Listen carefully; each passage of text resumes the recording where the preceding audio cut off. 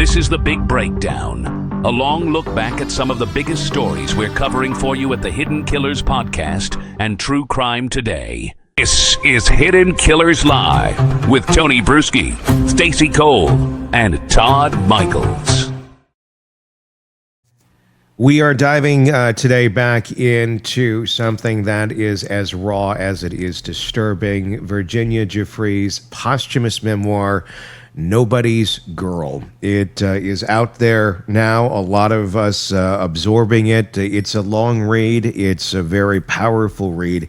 And we're going to continue to break this down. It's not just another retelling of the Epstein horror show. It is her full life story, from the first betrayal at home to the systematic grooming that followed. This isn't tabloid sensationalism. It's a psychological roadmap of how predators find, shape, and silence their victims. And joining us to continue, help us break this down, retired FBI Special Agent, former Chief of the Counterintelligence Behavioral Analysis Program, Robin Dreeke. We're going to look at how Epstein and Maxwell built their web, how fear and coordinating turned victims into compliant participants, and what this memoir reveals about the machinery of exploitation itself. Robin, you've finished the book. I'm about a quarter way into it. Walk us through why this book is a game changer for understanding sex trafficking, grooming from start to finish. I know this has affected you greater than a lot of other books on this topic and things that we've seen on this topic. Yeah, even as you're reading the intro, Tony, I mean, it's hard not to get misty thinking about it. This book really shook.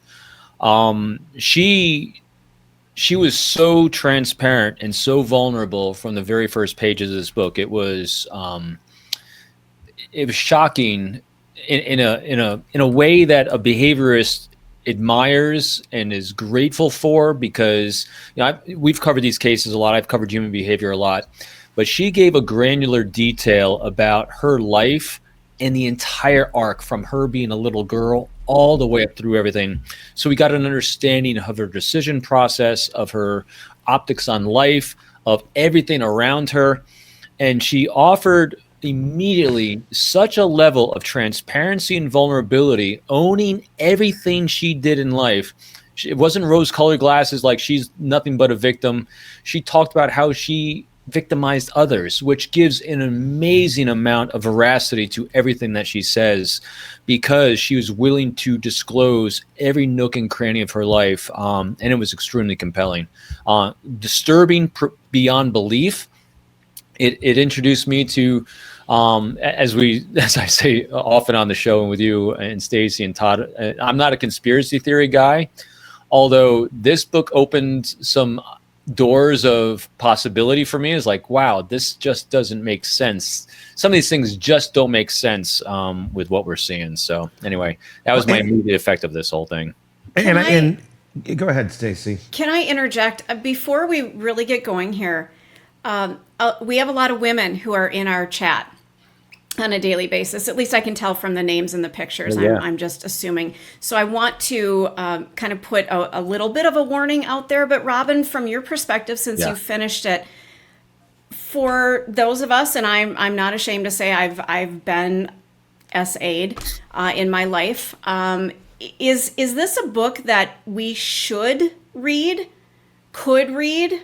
What are your thoughts on that? Because I didn't read it specifically because I felt I would get triggered, but I did watch an interview with Amy Wallace, the co-author. Right. It was about an hour-long interview of her talking about it, and to me it sounds fascinating from a perspective of I could learn a lot from this. So what are your thoughts, if you don't mind my taking the conversation that way first? Yeah, Stacey, you bring up a great point. This can potentially be an extremely triggering book. It's probably the most granular of detail I've ever seen.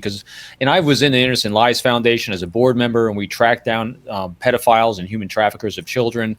And I've never had anyone describe in such very, very specific detail exactly what was done to her from the very get-go. So I think you did a very smart thing. And I think if anyone is curious and is afraid of being triggered, dip your toe in the water first. Watch an interview, see how you respond to it, and take it lightly. be able to reflect and have a conversation with people during this to keep yourself grounded if needs be. But as a way of, and the other thing you said of being important, I think it's extremely important. It really broadened my understanding and depth of compassion. And I feel myself a pretty compassionate person most days. It really deepened my depth of understanding because of this book. So I think if you're a victim of sexual abuse or trafficking, it's going to be triggering, and it'll be empowering, I think, to know that there's other women out there that are there on your side. I think some of the awareness of what they've been through might be good because of the whole collective mindset that you can come together. And she speaks of resources that she started, obviously, at the end of it as well.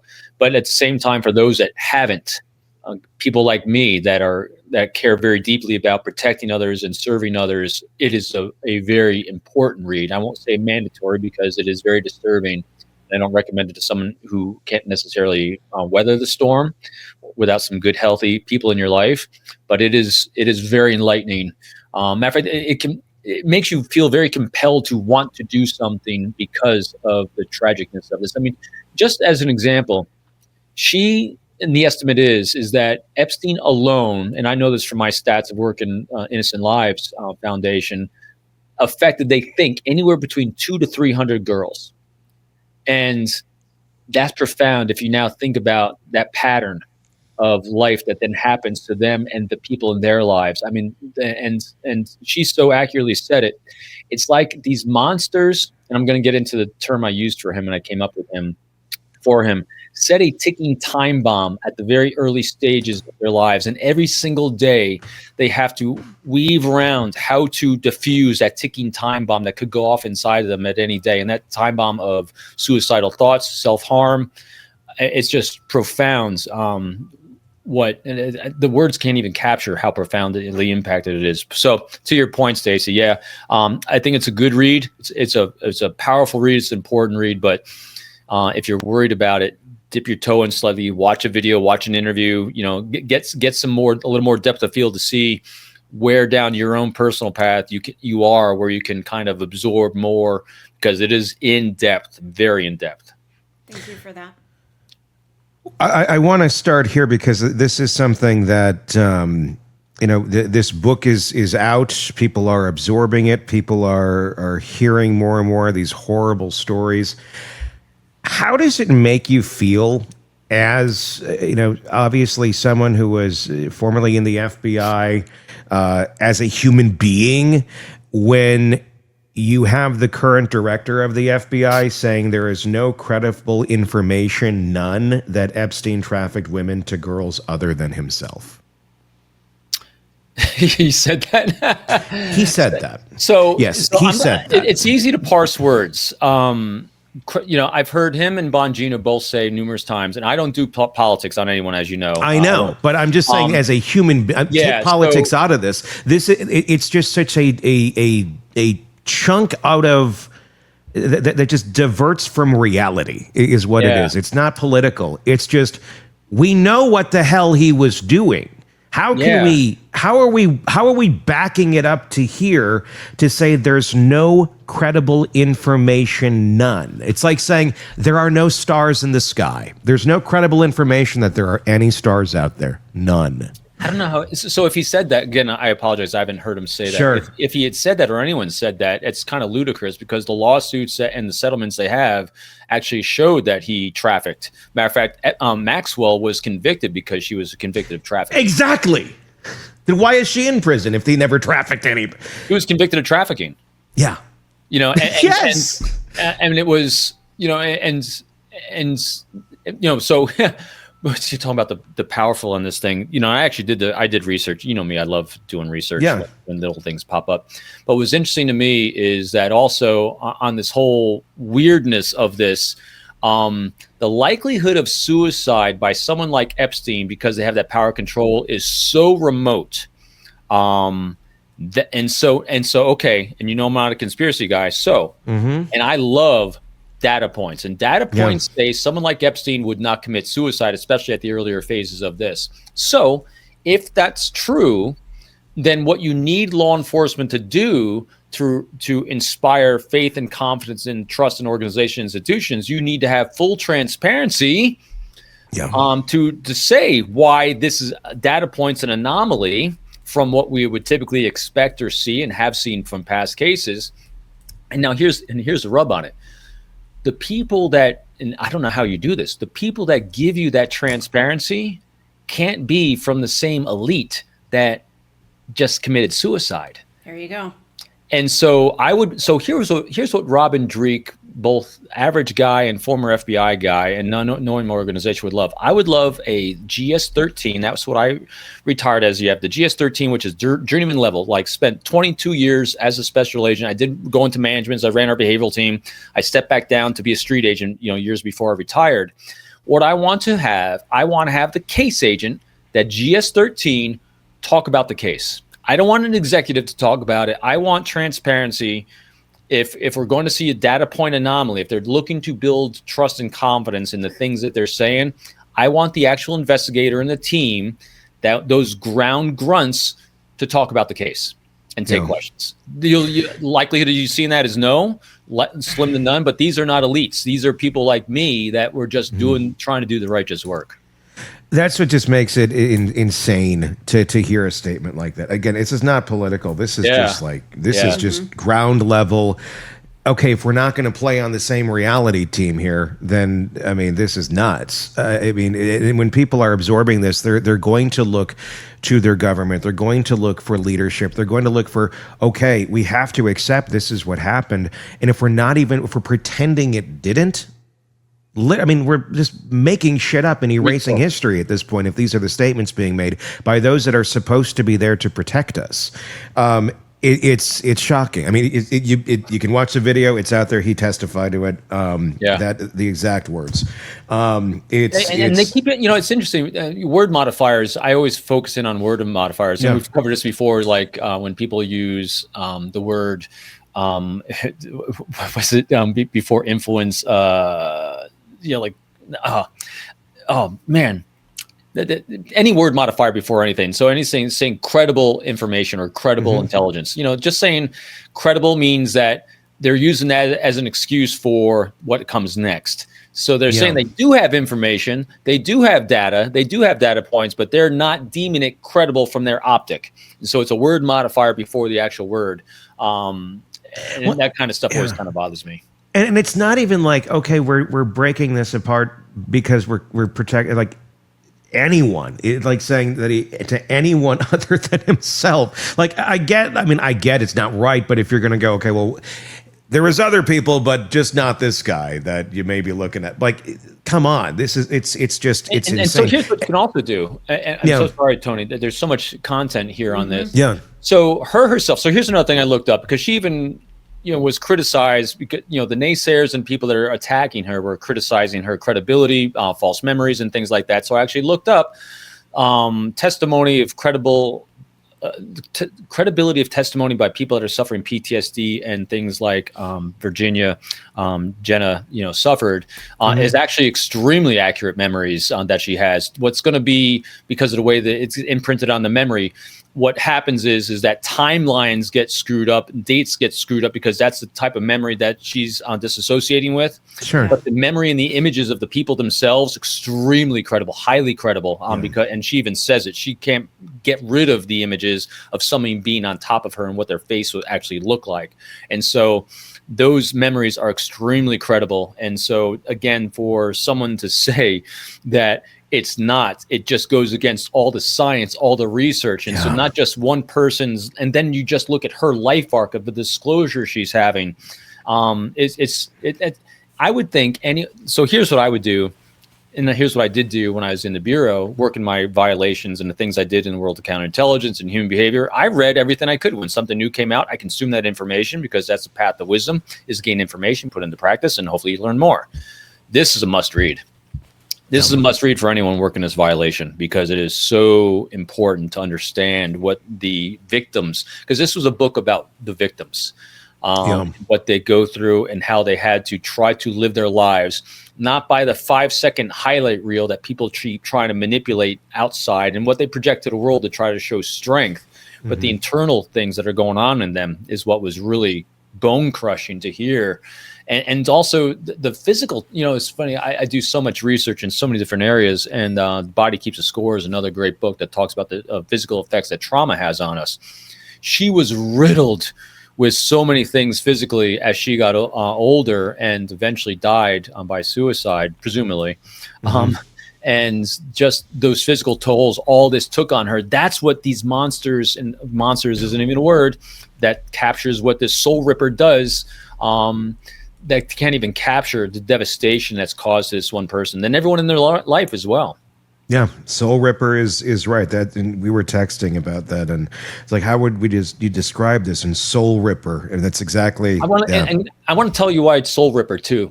When I first started reading this, and we'd even commented at the end of the last show about the word evil. He's evil, and I was like, that word just doesn't kind of capture it. Yeah. Evil's context. Evil can be seen scientifically, unscientifically, and it just doesn't.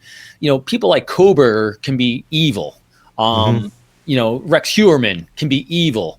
These, but what this non-human, I won't even call him human. What this non-human was doing was beyond that, because they take this soul, and it's not even from a religious standpoint. That what internally makes a human being up is what I'm calling a soul, and can be spiritual if you want. It can be anything you want it to be. It's what makes us up in here. Because what they do, and what he did was he took it and he's ripping it apart. He's not stealing it. He's not killing it, because that would be too easy. He's literally ripping it apart, that this person now tries to have to hold it together and try to rebuild their soul. That's why I called it ripping, for the rest of their lives. And maybe or maybe not they're going to make it. So these people are just soul rippers, because they're destroying the internal makeup of these human beings that are trying desperately to hold them together in a world that's been turned upside down for them. Let's get into some of the book early on, and I want to say this too. Her father denies any allegation that she makes in it. That's addressed very early on, but she goes on to tell her story. But I wanted to get that out there. The book, it lays bare her early trauma at the hands of her father. She calls him the original betrayer in the book. How does that kind of parental betrayal, how does that set up a victim's entire life arc for predators like Epstein to exploit? Yeah, it sets up a behavior pattern in numerous different areas. Again, I always want to caveat, especially when we start talking about this stuff like this. I'm not a licensed clinician, psychologist, or any of these things. This is just pure observation and life reps of doing this and working with people in human behavior. But it sets up an expectation of what they can reasonably expect from the people in their lives, especially male in this circumstance.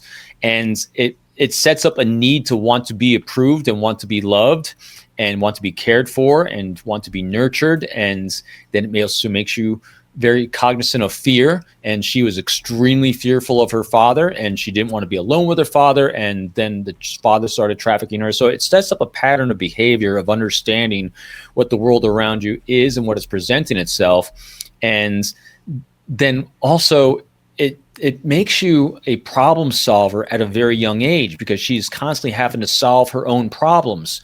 And what also happens, what I saw happening as she's describing it, she was doing a very good job of being a problem solver. But the problem is the quality of people that she had in her life, she had no healthy relationships on which to rely for problem solving. So she kept having to lean into more unhealthy people that were completely destroying her life, or becoming agnostic to it, like she says her mother was. And she constantly then was seeking the approval and wanting to be accepted by these horrendous men, including her father, up until the very end. She kept trying. Here's this man she accused of raping her, of abusing her, incest, then trafficking her to her friend, her father's friend, exchanging daughters. I mean, this is horrendous stuff.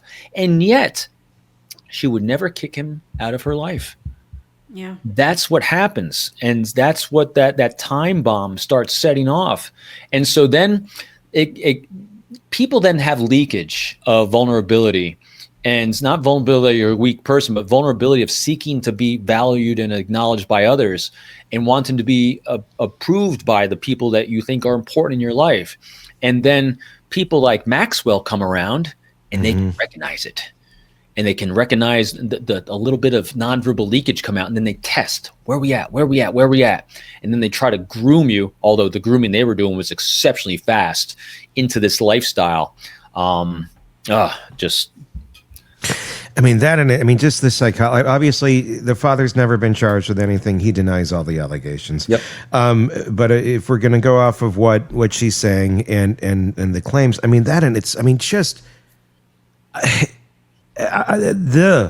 we're always trying to put ourselves in someone else's prism and someone else's mind. How are they thinking the way they are thinking?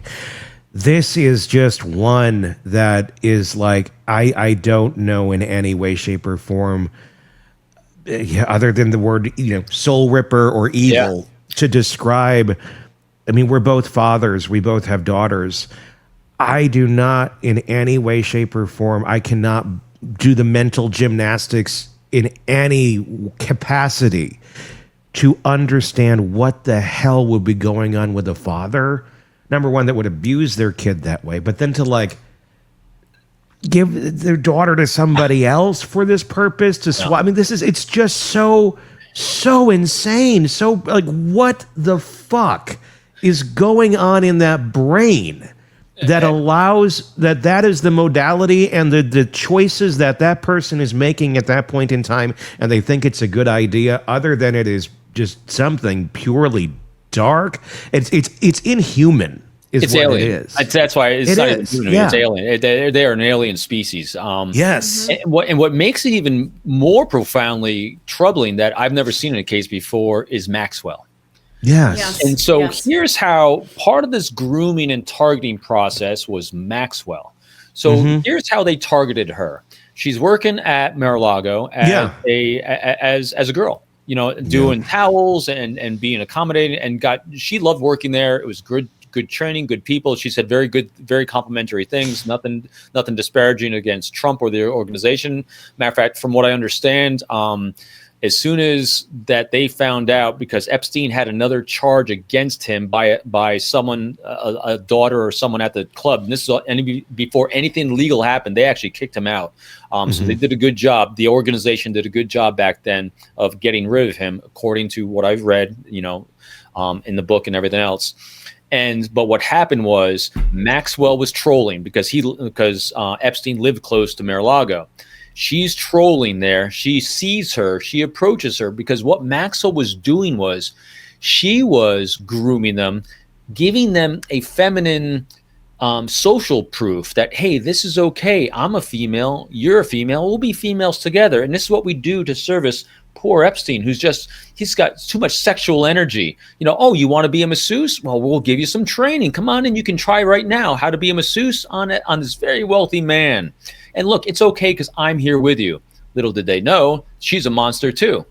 She was used for the grooming, for the social proof for the girls that she identified as being vulnerable. Then they trained the girls to go get more girls like them. In other words, hey, go find more vulnerable people like you. Oh my God, what a network.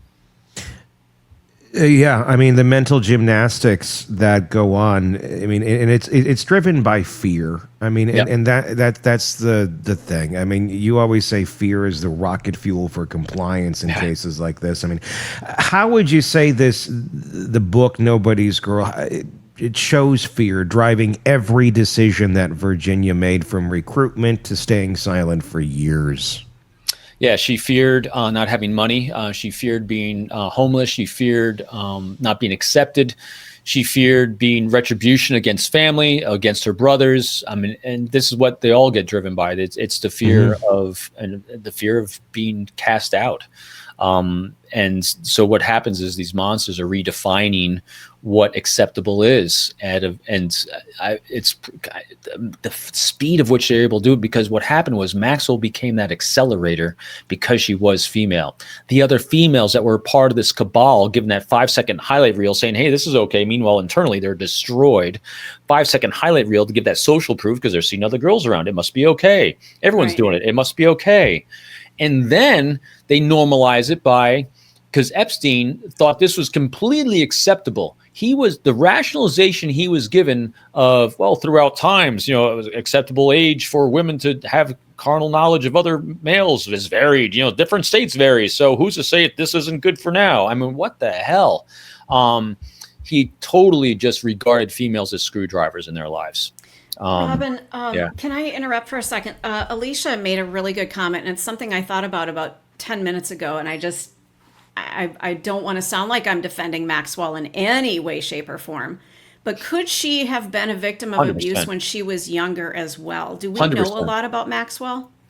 No, not as much. At least I haven't seen as much, because I knew she came up from a very wealthy family, and that which means nothing. The father got in trouble, and they had lost, from what I understand, and because Jenna talks about this in the book a little bit, because both Maxwell and Epstein she kept trying every now and then to probe to find out a little bit more about their background, and they immediately put up walls. But what she knew about Maxwell was that she did come from money, and the money was lost at some reason or however. But there's no doubt she came from a very dysfunctional household or place that taught her that this is the way we service men, because that's what she was doing. This was. I do not believe, pure conjecture, that this was a behavior that she learned from Epstein. I think this is what Epstein saw she was capable of doing, because she was already groomed into it before he even met her and became a perfect match. It's almost scarier to think of Ghislaine Maxwell not being abused as a child sexually. Yeah. It doesn't give her grace. It doesn't give her any sort of excuse, but it gives an explanation. It gives you the recipe. It's like, well, okay. It explains the wiring to a certain extent, not all the way, but it's like, okay, they do. It does tend to repeat sometimes, but we don't know. There is no information out there about her past to answer that question. But one would, if you're putting money on it, I would certainly say she had to have been. But that's I think one of the things that makes Ghislaine Maxwell such an enigma to so many people, because she is a woman, and she gallivanted around with other women and well-known women, people that people respected at that point in time as well, and was this society type woman who was out there doing these horrible things behind the scenes. That's the hard one to grasp. Why would a woman actively recruit other young girls to be victimized? And she knew they were being victimized, but she also, allegedly participated in some of these victimizations, if you will, too, in the essaying. What's going on there? How does someone do that, especially to their own gender, that one wouldn't know the damage that this sort of shit does to people? Unless, was Ghislaine a weird specimen out here that was not affected by SA in a negative way, like in some way, shape, or form? Was that a positive in her brain? And she's sharing this with, I'm just trying to wrap my mind around this, because it's inhuman. It is inhuman behavior. She's never owned the behavior as being abhorrent, and she denies everything. Yeah. As I'm reading this, I know it's going to sound like a jump, but here's what goes through my mind. I've read a lot on World War II. I've read a lot on Auschwitz. I've read a lot about Hitler and how he did what he did.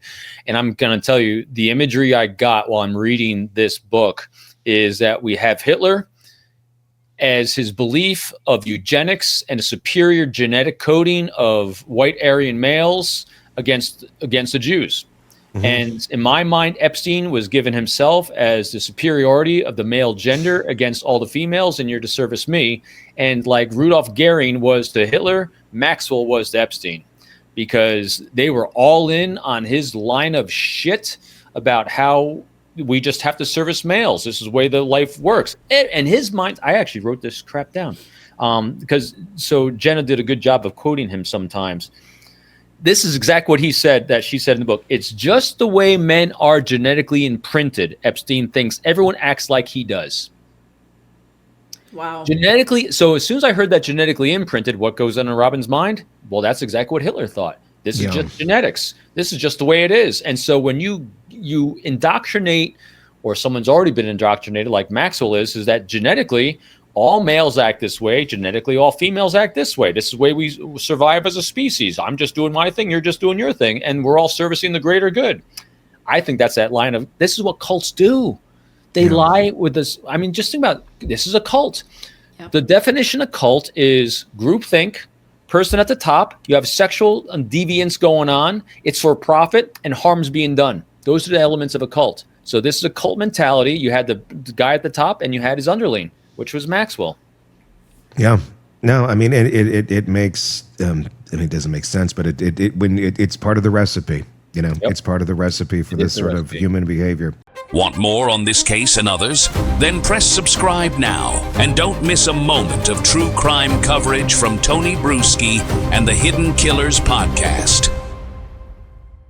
Is Hidden Killers with Tony Brueski. Here now, Tony Brueski.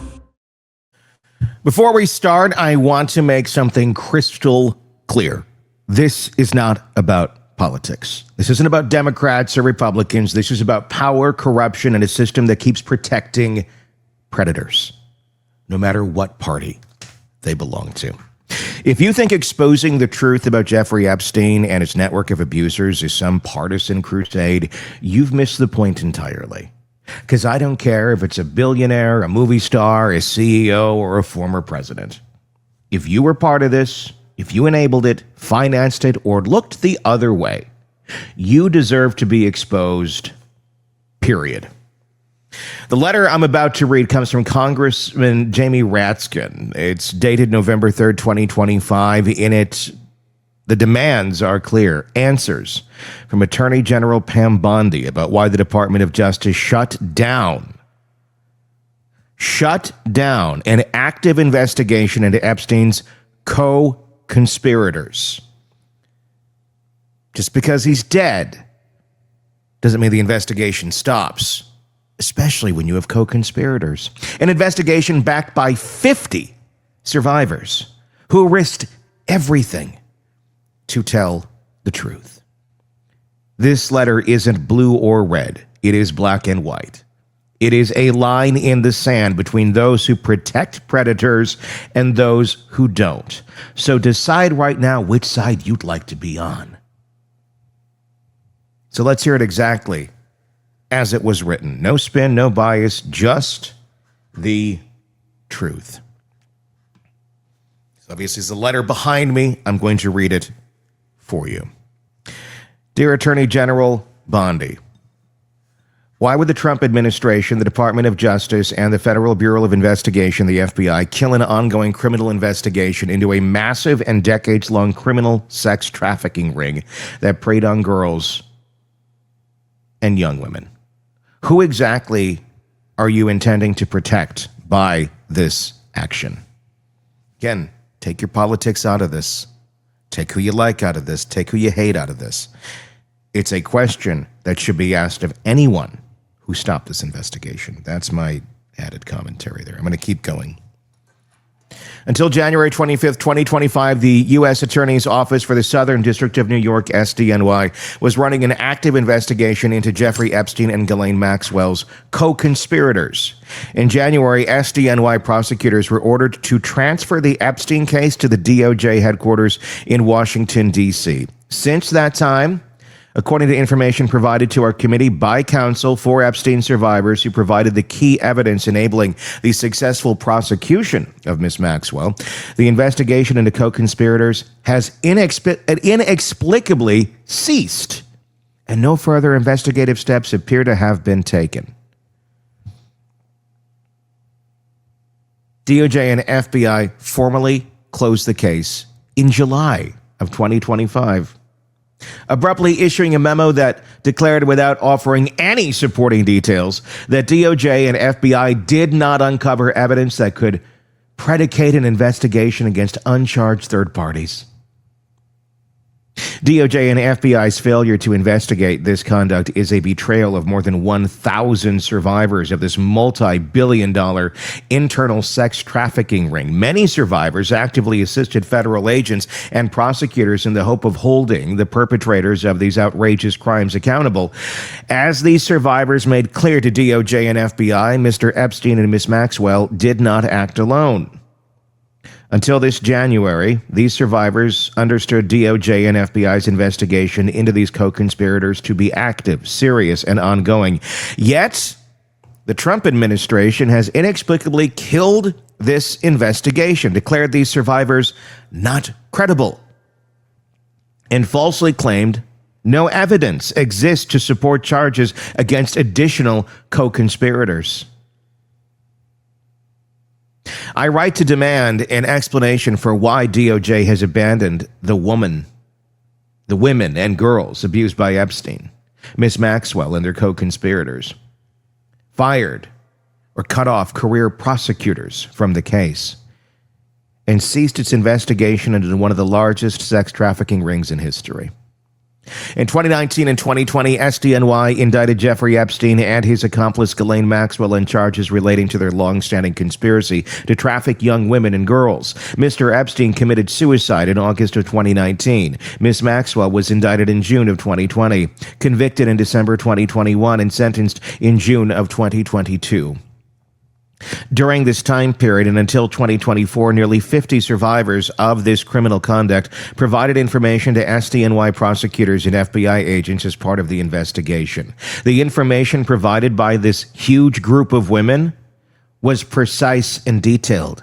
They described how Mr. Epstein, Ms. Maxwell, and their co-conspirators orchestrated a sophisticated and clandestine sex trafficking conspiracy that trafficked them to at least 20 men. These survivors shared with DOJ and FBI the specific identities of many of these co-conspirators, how this operation was structured and financed, and which individuals facilitated these crimes. Many of these women spoke with federal prosecutors and agents more than once over an extended time period in meetings that were on the record and memorialized in FBI 302s.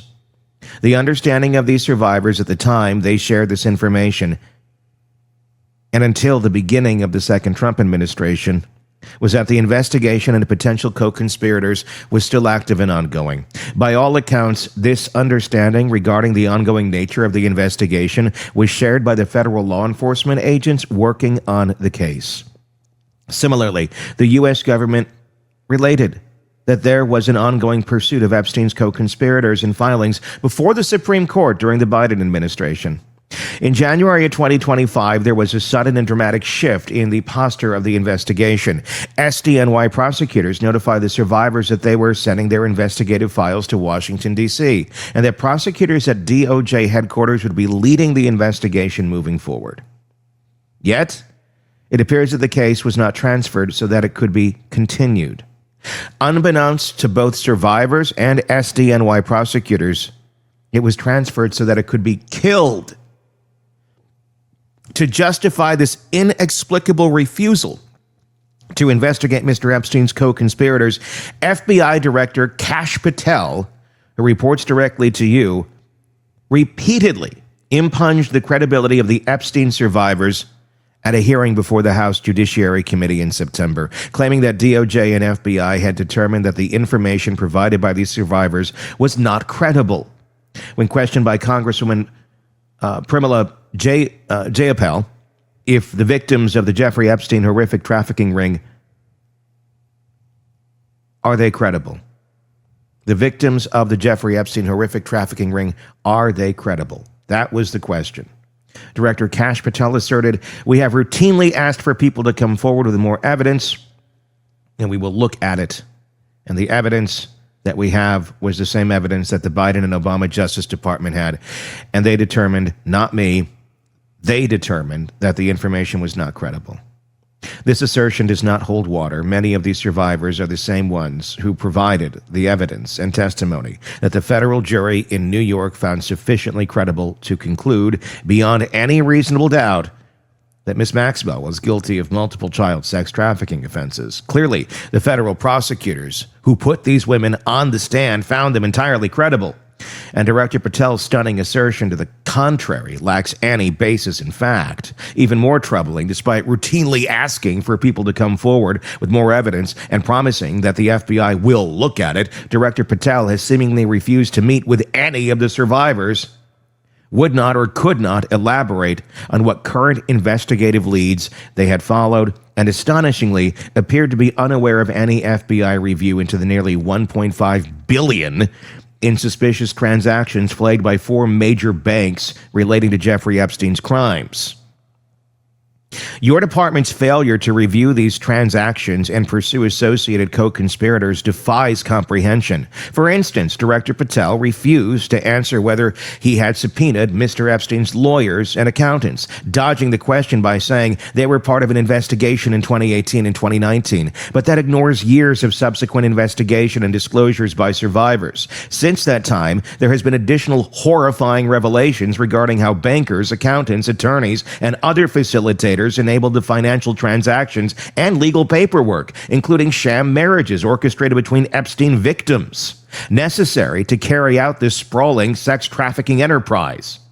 These facts are well established and well publicized, but they are the leads that your department has deemed not credible.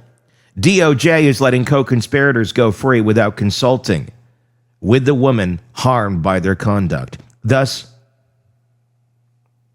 registering an unmistakable echo of Alec Acosta's shameful decision to shut survivors out of the process that led to Mr. Epstein's first sweetheart plea agreement in 2008 that immunized his unnamed potential co-conspirators.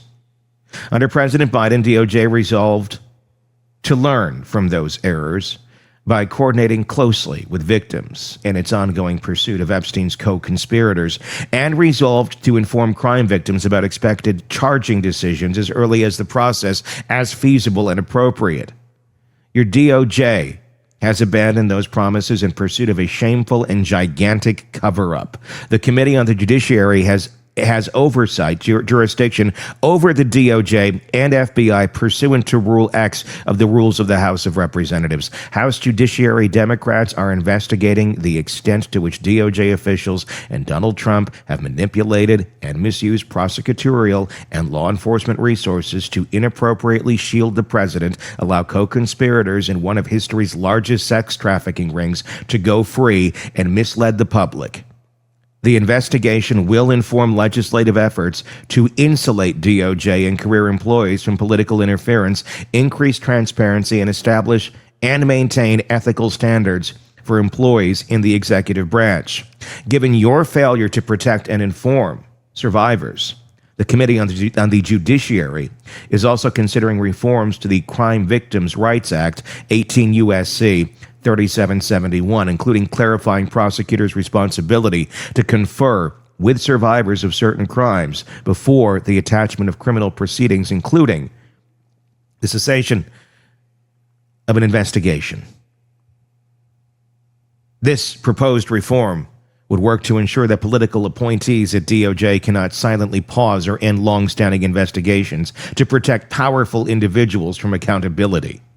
The committee must understand what steps DOJ has taken since receiving the Epstein investigative files from SDNY and what information it has attempted to shield from survivors to fully determine the extent of the necessary reforms. Accordingly, please provide the following information to the committee no later than 5 p.m. on November 10th, 2025. Number 1, an accounting of all investigative steps or reviews undertaken by DOJ since January 20th, 2025 relating to the Epstein and Maxwell sex trafficking ring, including but not limited to file transfers, witness interviews, document reviews, survivor or victim notifications, subpoenas issued, search warrants sought, orchestrated, and other steps. 2, all files, reports, or summaries of any investigation or review into the Epstein and Maxwell files conducted by DOJ between January 20th, 25 and the present, including but not limited to SharePoint files produced during your review. And 3, all files, reports, communications, or summaries relating to the staffing of any Epstein review or investigative matter since January 20th, 2025. Thank you for your prompt attention to this important matter. That was Congressman Jamie Raskin's full letter to Attorney General Pam Bondi. And if you made it this far, you already know this isn't about party lines. It's about moral ones. Because when the Department of Justice decides to shut down an investigation into child trafficking, that's not a Democratic scandal or a Republican scandal. It is a human one. The question Raskin asked in that letter, who are you protecting, shouldn't make anyone defensive, unless they've got something to hide. And if it names in those files, if the names in those files belong to people with power, influence, or the right friends in high places, it's even more reason for every American, left, right, and center, to demand answers. Justice isn't supposed to stop at a certain income level. It isn't supposed to stall because someone's famous or politically useful. And if we ever accept that it can, which we certainly seem like we have been, this whole idea of justice means nothing. So no, this isn't political. It's about whether we still have the courage to tell the truth when it's inconvenient. If we don't, predators win. Every single time. So I ask you, where do you stand? Release the files? And if not, well, that's a big, deep, dark question as to why you would say no. And I would ask that of anyone who is in favor of ignoring this, pretending it's not happening, lying about it, saying, oh, it's a witch hunt. It's not. It is not. It may sound and feel easier to say that rather than deal with reality. Powerful people will go down on both sides, and I welcome it, and I hope you do too. These monsters need to be stopped. Blue, red, purple, I don't fucking care. I don't care what side you're on. I don't care what you've done. I don't care how beloved you may or may not have been. If you're involved in this shit show, you need to go down. And every American needs to demand it, no matter who you voted for. Your thoughts in the comments section on YouTube. I'm Tony Brueski. We'll talk again. Want more on this case and others? Then press subscribe now and don't miss a moment of true crime coverage from Tony Brueski and the Hidden Killers podcast.